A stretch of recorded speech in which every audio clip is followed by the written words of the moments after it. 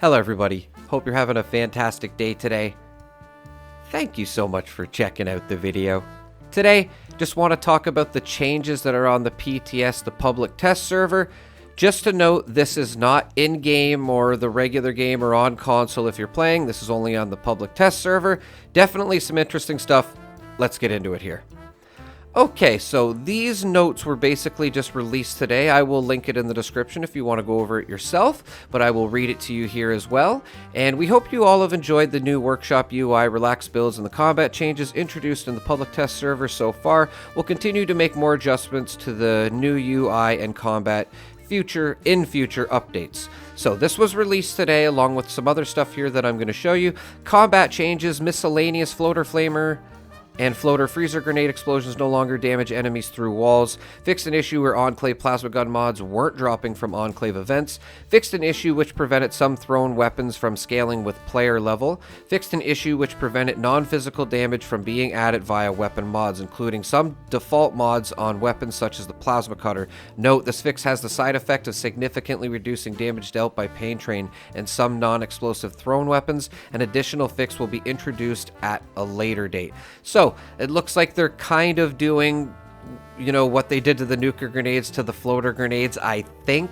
I've never tried using the floater grenades through the walls. Maybe they somewhat work, like the nuker grenades, so I feel like they're fixing this as well. If you weren't aware, nuker grenades are being nerfed. We're not going to be able to clear West Tech as fast as we used to with them.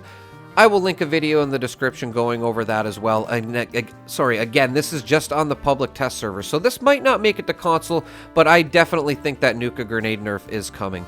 Adjusted the base damage of the following weapons. Submachine gun, 52 to 64. 10mm submachine gun goes down from 72 to 59. The floater Nasher grenade is going down per second by 42 seconds. The floater flamer grenade, 30 per second, down to 257 per second. Adjusted the rate of fire of the following weapons. Submachine gun plus 15%, and the 10mm submachine gun minus 10%. Adjusted the base range for the following weapons. The light machine gun, minigun, 50 cal, submachine gun, and the Gatling gun. I feel like the Gatling gun already has great range, but definitely nice to see these range buffs. If we are getting the heavy gun perks taken out, I'm sure the damages are going to be adjusted as well. I really do want to see that. I know it seems like we're not going to be doing as much damage, but from some videos that I've seen and some testing I've done myself, I feel like heavy guns are going to be just fine when the next update comes out. I just think we might have to do a bit of damage changes still, but that's the point of the PTS, guys. So don't get too excited over those heavy weapon changes, other than you're going to have to rebuild your builds again, unfortunately. Adjusted the reload animations for the following weapons. The assault rifle approximately was 2.08, is now 3 seconds, so an extra second to reload the assault rifle. The radium rifle was approximately 3.5 seconds to reload. It is down to 2.8 now, so almost a second gained of a faster reload there. The handmade was 3 seconds. It is down half a second. Combat rifle was 3.15. It is down about 3/4 of a second. So I think they were saying they want to be on par with the assault rifle there. Ultrasight ammo. We've been listening to your feedback on ultrasight ammo and prime receivers and have taken a close look at where things stand today and where we'd like to take them in the future. To start, results from the PTS have made it clear this change isn't quite ready for prime time. Pun absolutely intended. While we're still excited about the idea of ultrasight ammo playing a more meaningful role in combat and exploration, we recognize it needs a broader set of supporting changes to truly feel rewarding. That said, there's still a core issue we want to address from the original design. The flat damage increase creates a dominant choice, discouraging players from experimenting with other options. That does make sense. Here's what we're planning to do with the ammo type during the PTS. Restore ultrasight ammo to being part of contextual ammo. Adjust prime receiver damage to match other top tier receivers, no longer exceed them. Retain bonus damage to scorched enemies. This brings ultrasight ammo in line with other high damage options without making them obsolete. While this is definitive nerf, we feel that now, when so much of the playing field is shifted, is the right time to make this change. But looking ahead, we're committed to making ultrasight ammo feel like a powerful, rewarding player choice, which I totally agree. Something that's earned through exploration and overcoming tough challenges. We wait We want it to feel valuable and impactful, not just a stat boost. We're open to your ideas on how to elevate this ammo type further, so tell us what you'd like to, what you would like to make it feel special. Your feedback on the current experiment was extremely valuable, and we appreciate the time that went into discussing it. Note, we're still in the process of making these changes, so they won't be reflected in the PTS today. We will let you know when they arrive. Honestly, I totally love the idea. I think Ultrasight ammo should just greatly hurt boss enemies, maybe. And then that would be a reason to grind it out.